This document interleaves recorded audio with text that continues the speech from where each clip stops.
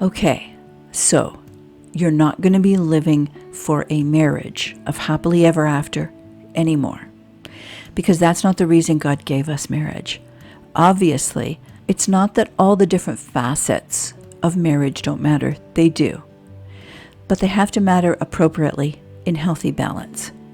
And second, you must stop assuming it's your responsibility to make that happen. It's masculinity that's the head in the relationship. He initiates everything. Femininity gauges the environment. She reflects and responds. She doesn't steer with reins of control. God showed me a vision one time of Dean standing facing me, which is interesting because at the time, now that I think of it, I didn't know about the neged. I hadn't learned that positionally the neged's a reflector in front of the man. I guess it's probably because God wanted me to focus on the reins in my hand. When I say reins, I mean reins like you use when you ride a horse. I'm an equine woman and was involved with horses most of my childhood when I was younger, and that's probably why God showed me that image.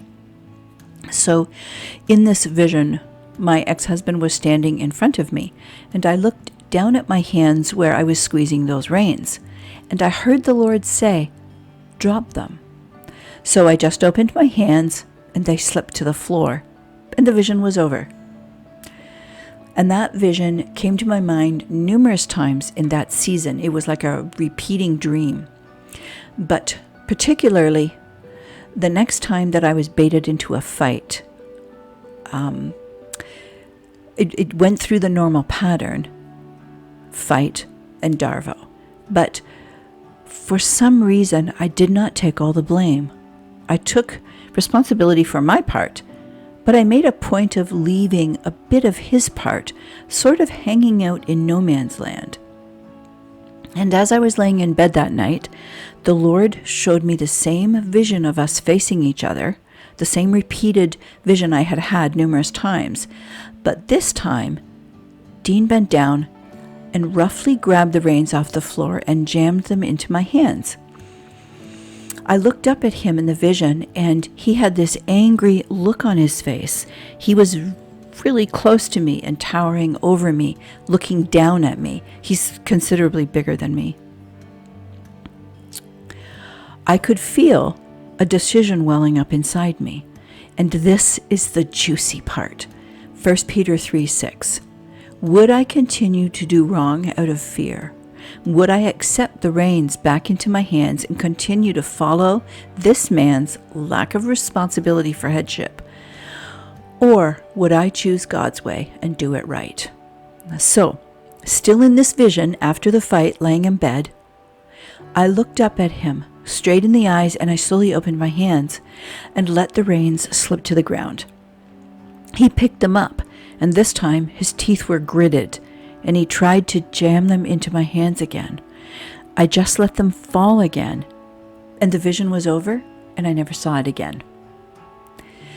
For the masculine and feminine one-flesh relationship to work the way God intended it to, you have got to drop the reins of responsibility.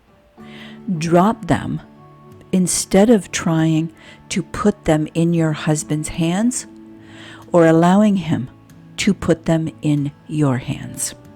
Your feminine heart has been suffering because of lack of knowledge. Hosea 4:6, and a misunderstood vision of marriage and relationship. Your mind has been unprotected, and your heart has been unguarded and emotionally unfed the way a woman needs to be taken care of by a shepherd. The leaders of Christianity have done evil toward you. They've conditioned you to take abuse instead of educating you with the knowledge that you need to defend and protect yourself. So now, God will rescue you and take care of you the same way He rescued me. Ezekiel 34. You need to find your vision for you. The vision that God created you for as a female.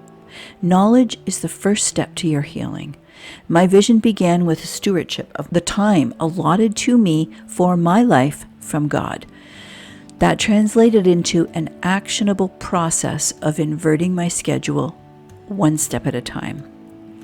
If you've been married for a while, you've been conditioned that it's your responsibility to manage the one flesh relationship, all of it, to take full responsibility for it. So you need to stop all that management and the micromanaging that we women do. You need to fill up that time with other things. These other activities, hobbies, or whatever you choose, that's what's going to help you shift your vision outside of the relationship back to yourself. It's baby steps. Just choose one small activity. I made space to go visit a new friend instead of doing laundry first. That meant that I was not available to fill his time when he got home from work. I was busy doing the laundry and ironing. My job. Being available for a man without him having to work for your time is how you get taken advantage of, especially in marriage. If your husband is a dysfunctional one, he will feel it and figure it out. But if you're married to a wolf, he'll come against the idea that you have control over yourself, your own time, while he is at home. If you've been married for a while, that means you do have a sex life. No matter how broken it is, he's probably not working for it. Because he's under the impression, and so are you, that he's entitled to sex, which means you are enabling the prostitution of your body by your husband. When you're not receiving your due entitlement, which is the friendship component that precedes sex, you might not call it prostitution, but that's the dynamic that's being lived out. That's what Paul's talking about in 1 Corinthians 7:3, due benevolence. Let the husband render to the wife her due benevolence, and likewise also the wife unto her husband. A husband and wife are both entitled to affection within a one-flesh relationship, but what is due to masculinity is very different than what's due to femininity. Paul's talking about intercourse for sure, because he tells us that right up front. But then he drills down on some specifics of it, and he starts with husbands first. This is key.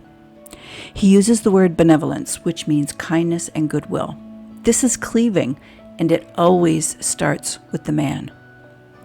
God never puts this responsibility on a woman when it comes to relationship. When he addresses wives first, it's always about the functional role in submission. It's never about relationship and sex.